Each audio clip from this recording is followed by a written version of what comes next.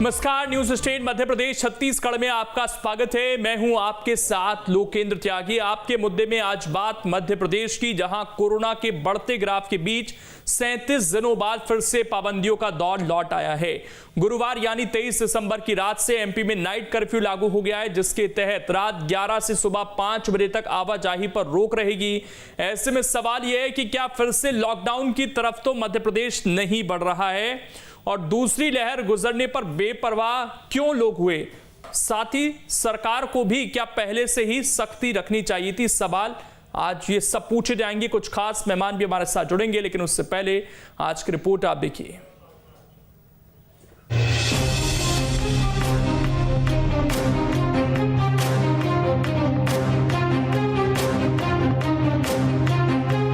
हम आज एक फैसला और कर रहे हैं कि रात्रिकालीन कर्फ्यू रात 11 बजे से लेके सुबह 5 बजे तक लगा रहेगा।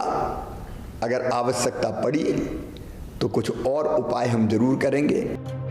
जी हां, मध्य प्रदेश में अब कोरोना की तीसरी लहर की आशंका लोगों को ही नहीं, सरकार को भी डराने लगा है। यही वजह है सरकार ने एक बार फिर से प्रदेश में नाइट कर्फ्यू लगाने का फैसला किया। मध्य प्रदेश में अब तक कोरोना के नए वेरिएंट ओमिक्रॉन मरीज की पुष्टि तो नहीं हुई, लेकिन जिस तरह से कोरोना के मरीज बढ़ रहे हैं उससे ये साफ है कि ये किसी भी वक्त प्रदेश पे दस्तक दे सकती है। बीते 22 दिनों में प्रदेश में करीब 400 पॉजिटिव मरीज मिल चुके हैं। सरकार ने हालत की गंभीरता को देखते हुए कर्फ्यू तो लगा दिया, लेकिन सवाल है कि क्या सिर्फ कर्फ्यू से हम इससे बच सकते हैं? इसका जवाब सुन लीजिए। प्रदेश की भाजपा सरकार मुख्यमंत्री शिवराज सिंह चौहान जी के नेतृत्व में कोरोना की नए वेरिएंट ओमिक्रॉन को लेकर हो या कुल मिलाकर कोरोना की आशंकित जो स्थिति है उसको लेकर हो, पूरी तरह तैयार है, सचेत है, सतर्क है। तमाम प्रकार के चिकित्सीय प्रबंध हैं। एक्सपर्ट्स की, चिकित्सक की, वायरोलॉजिस्ट की सलाह पर तमाम प्रकार के उपाय लिए जा रहे हैं। तैयारियों को लेकर सरकार के दावे पर कांग्रेस क्या कह रही है वो भी सुन लीजिए। जबकि दूसरी लहर में कहा गया था कि प्रदेश में लैब चालू होंगे ताकि वायरस की जल्दी पता लगते ही इसको फैलने से रोका जा सके। वहीं जो मेडिकल इक्विपमेंट्स और अन्य व्यवस्थाएं हैं वो भी केवल खाना पूर्ति बन के रह गई है। प्रदेश के अधिकांश जिलों में ना वेंटिलेटर है, ना ऑक्सीजन बेड है। ऑक्सीजन प्लांट जो बनाए गए वो काम नहीं कर रहे हैं। बहरहाल कोरोना को लेकर अब किसी भी तरह की लापरवाही, चाहे वो सरकार या प्रशासन की तरफ से हो या फिर लोगों की तरफ से, प्रदेश के लिए भारी पड़ सकती है। और हमने बीते 2 सालों में इसका अनुभव किया है। इसलिए सरकार द्वारा जारी किए गए नाइट कर्फ्यू हो या फिर कोरोना गाइडलाइन, हमें दोनों का गंभीरता से पालन करना होगा। तभी हम तीसरी लहर को प्रदेश में आने से रोक पाएंगे। Team news state. तो देखिए, अभी थोड़ी पाबंदियां आनी शुरू हो गई हैं। सरकार का यह कहना है कि हम नहीं चाहते कि पूर्णतः पाबंदी लाई जाए, इसलिए लोगों की जिम्मेदारी भी इसमें सरकार के साथ बनती है कि वो सजग रहें और सतर्क रहें। मास्क का प्रयोग तो कम से कम आप कर ही सकते हैं। इसी पर चर्चा करेंगे। 2 खास मेहमान इस वक्त हमारे साथ जुड़ गए हैं। डॉक्टर अभिजीत रईजादा जी हैं, हेल्थ एक्सपर्ट हैं, और इसके अलावा सिद्धार्थ सिंह राजावत जुड़ गए हैं, कांग्रेस के प्रवक्ता हमारे साथ। शुरुआत सिद्धार्थ जी आपके साथ आज मैं कर रहा हूं। आप लोग क्योंकि तमाम आरोप लगाते हैं, लेकिन नैतिक जिम्मेदारी सर कोई लेने के लिए तैयार नहीं है। आज विधानसभा में हमारे रिपोर्टर गए, वहां पर हमने देखा कितने लोग मास्क लगा रहे हैं, तो सबके अलग अलग एक्सक्यूज थे। उसमें पीसी शर्मा हो, कई और विधायक आपके हों, सब सामने थे। तो केवल आरोप लगा देना और बोल देना बहुत आसान है सर, उसका पालन करना भी तो आना चाहिए ना। नहीं, अवश्य अगर कोई बहुत बड़ी आपदा या बीमारी फिर से दोबारा तीसरी लहर आने को है तो हम लोग को भी सजग रहना पड़ेगा उसमें, चाहे कोई भी हो, किसी भी दल का हो। बीमारी किसी की जात पात या किसी का पद पूछ कर नहीं लगती। जो संक्रमण लगने हो तो वो लग जाते हैं। इसलिए मास्क का पहनना, पालन करना अनिवार्य है और करना चाहिए। तो इसका मतलब तो ये है कि ये जो जगह जगह अब ये कहा जा रहा है कि चालान काटे जाएंगे, इसकी शुरुआत आज विधानसभा से हो जानी चाहिए थी। वहां पर सबसे ज्यादा आज ना सोशल डिस्टेंसिंग दिखी, ना मास्क का इस्तेमाल किया, अलग अलग एक्सक्यूज किया, हमें बोलना है, आपसे बोलने के लिए मास्क उतार दिया। कहीं लिखा है सर कि बोलने के लिए मास्क उतारना जरूरी है?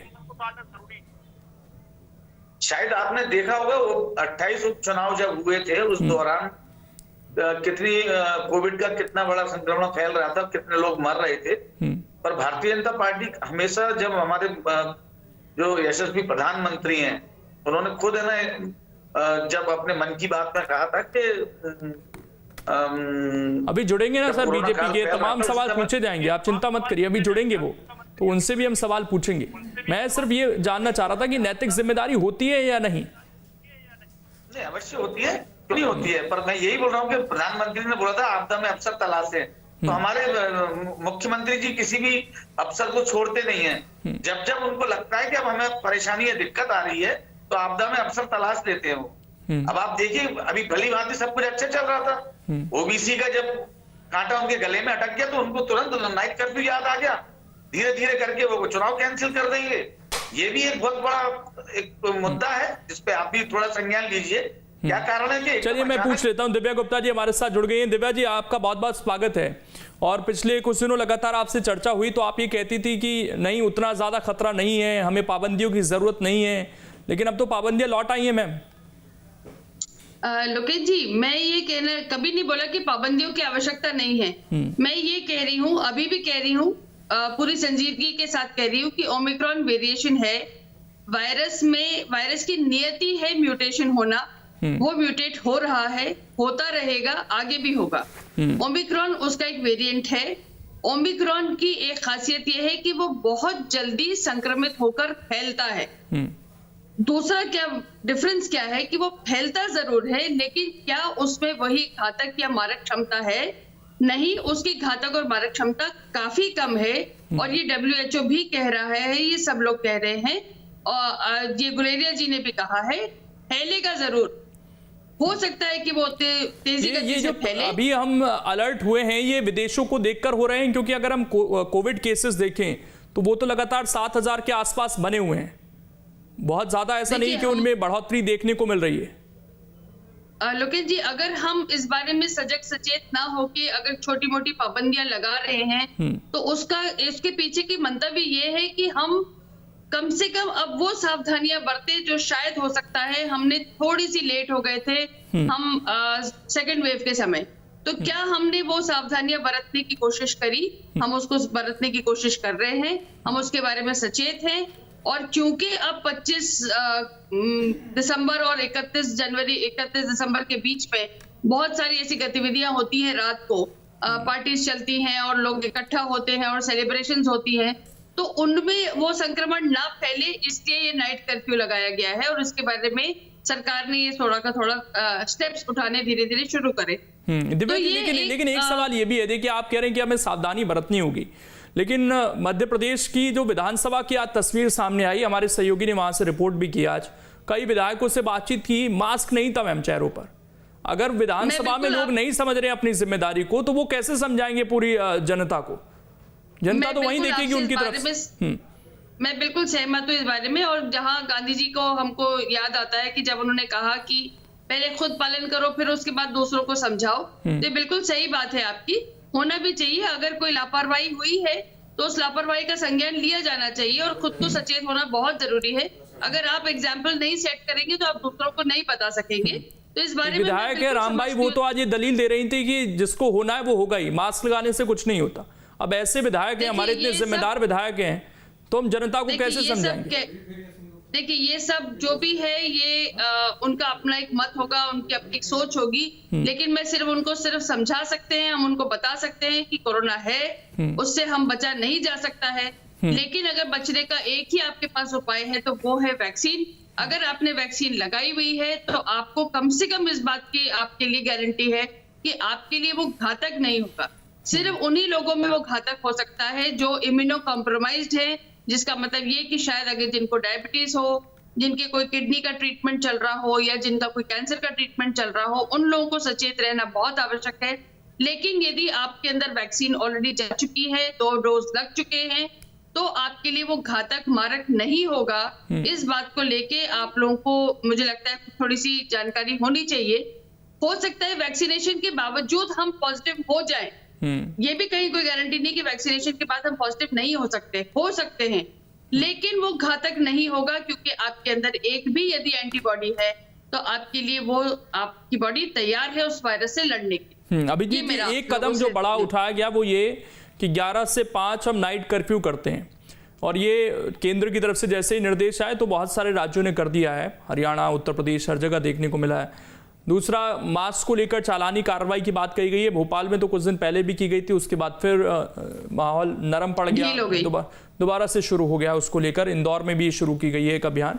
लेकिन सवाल यह है कि क्या ये काफी है या कुछ और अभी रणनीतिक कदम उठाने चाहिए? अभिजीत जी। हाँ, अभी मैं आ रहा हूँ दिव्या जी आपके पास, एक बार एक्सपर्ट से जवाब मेरे से पूछ रहे हैं। I am sorry. ठीक, आपकी चिंता बहुत स्वाभाविक है त्यागी जी, आपकी चिंता बहुत स्वाभाविक है। वायरल इन्फेक्शन में सबसे इम्पोर्टेंट प्राइमरी प्रिवेंशन है।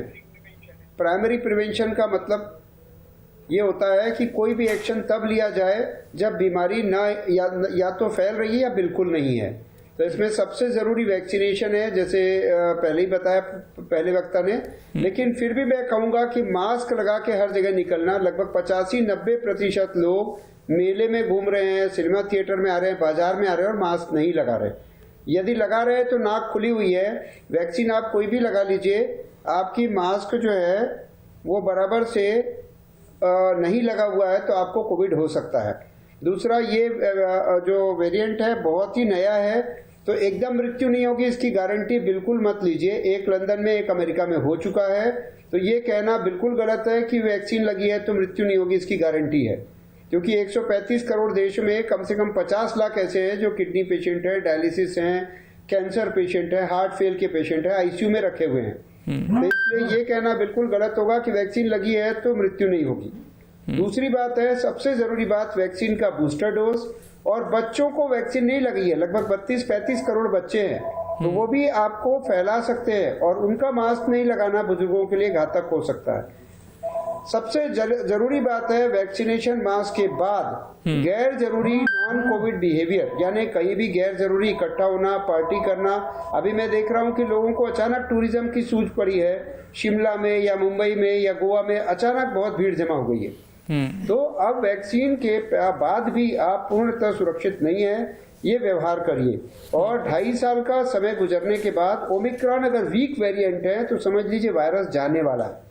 तो अगले 6-8 महीने में अगर आप वैक्सीनेशन का बूस्टर लगाते हैं, मास्क बराबर लगाते हैं, सोशल डिस्टेंसिंग बिल्कुल जरूरी है। लेकिन अगर किसी वजह से कार्यक्रम को रद्द कर सकते हैं, जैसे चुनाव है, जैसे आपके जनपद के चुनाव है, जैसे बेवजह की रैली है, धार्मिक कार्यक्रम है, अभी मैं देख रहा हूँ बहुत सारे रामायण और बहुत सारे इकट्ठे होने के कार्यक्रम हो रहे हैं, जो बिल्कुल अवॉइड करना चाहिए। शासन तंत्र इसमें कड़क रहे और वह मास्क नहीं लगाने। अभिजीत जी, अगर हम विदेशों का सैंपल लेकर देखें, जहां पर अमेरिका हो, ब्रिटेन हो, जर्मनी हो, जहां पर लाखों की संख्या में केस आ रहे हैं, तो वहां से तो बहुत ज्यादा आबादी हमारे यहाँ पर है। तो फिर क्या ये माना जाए कि इस बार जो केसेस आएंगे उनकी संख्या पहले के मुकाबले काफी ज्यादा हो सकती है?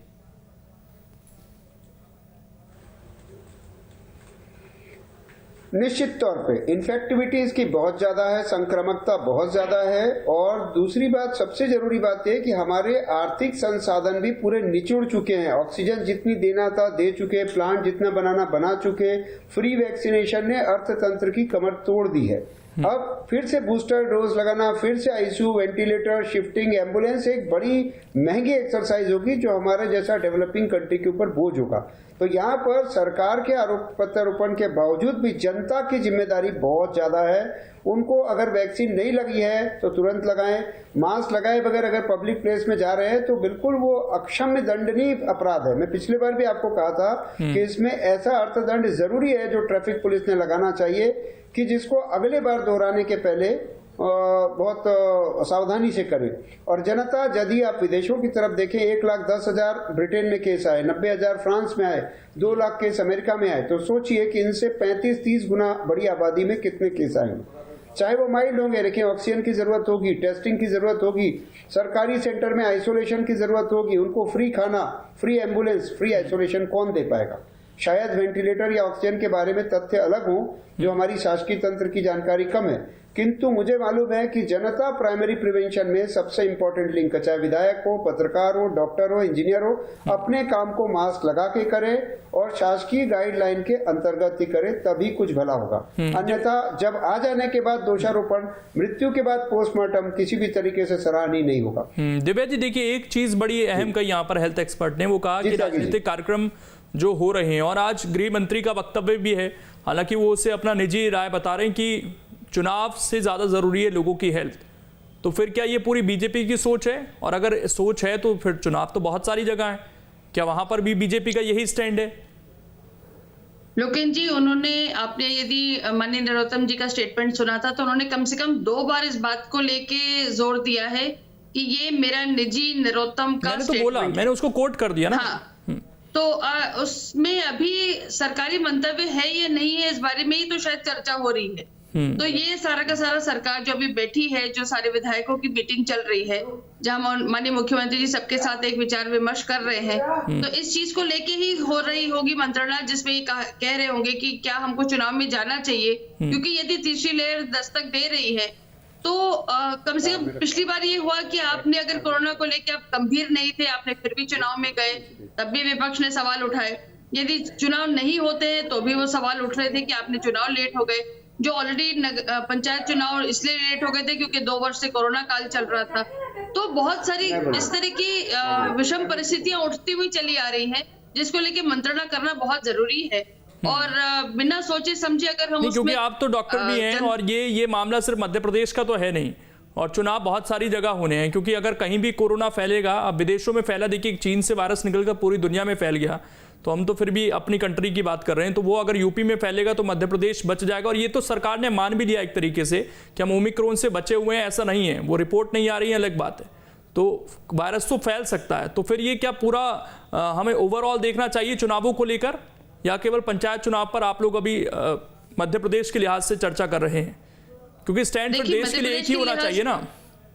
नहीं, मध्य प्रदेश के लिहाज से तो चर्चा हो ही रही है, और माननीय इलाहाबाद हाईकोर्ट ने अभी एक संज्ञान लेने के लिए कहा ही है, जिसके बारे में उन्होंने कहा है कि चुनाव सर पर है, हमें इस बारे में विचार विमर्श करना चाहिए।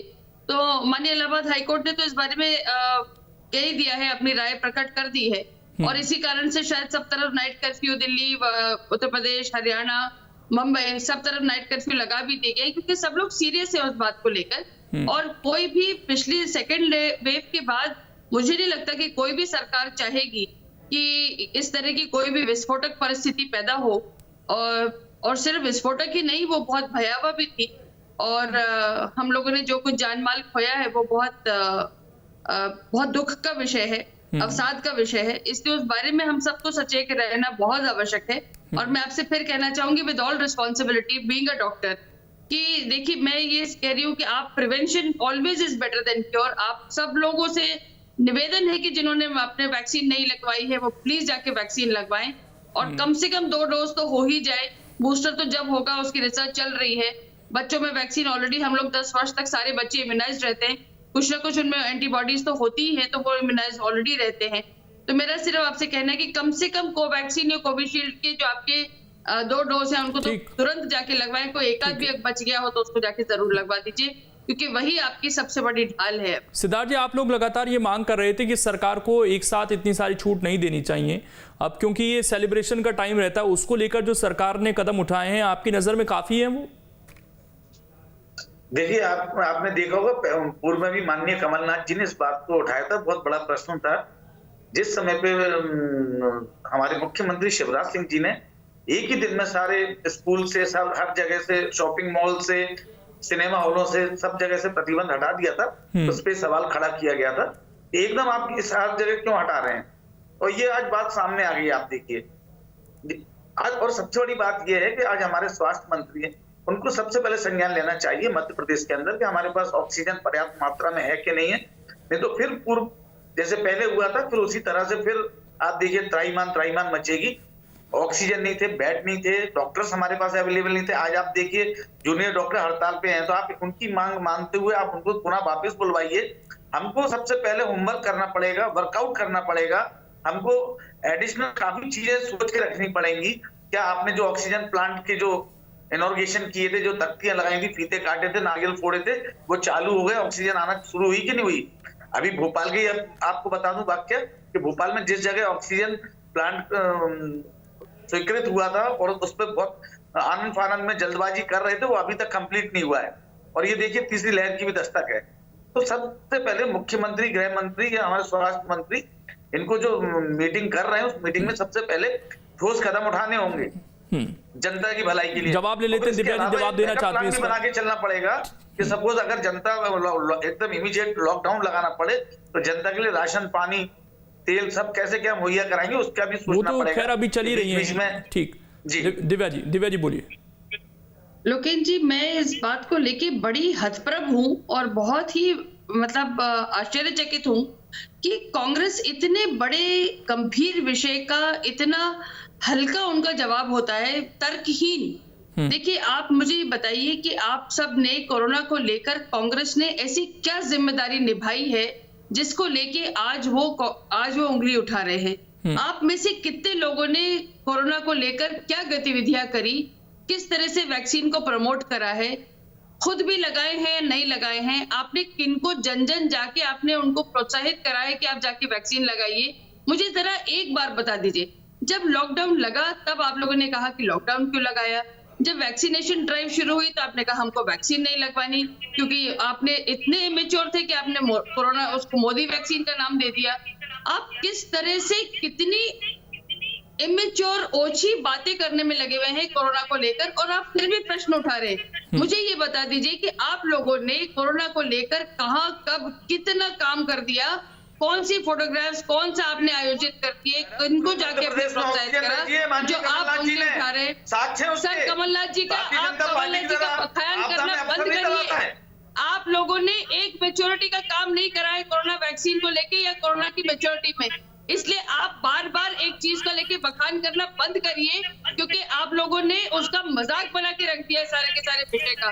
कभी तो एक समय ऐसा आना चाहिए कि चलिए मैम, समय इतना ही है मेरे पास, इसलिए मैं रोक रहा हूँ। हालांकि अभी भी हम कोशिश करें कि आरोप प्रत्यारोप ना करें, बेहतर है कि जो तैयारियां की जा रही हैं उसको और बेहतर करें। शुक्रिया आप सभी का जुड़ने के लिए और इस डिबेट का हिस्सा बनने के लिए।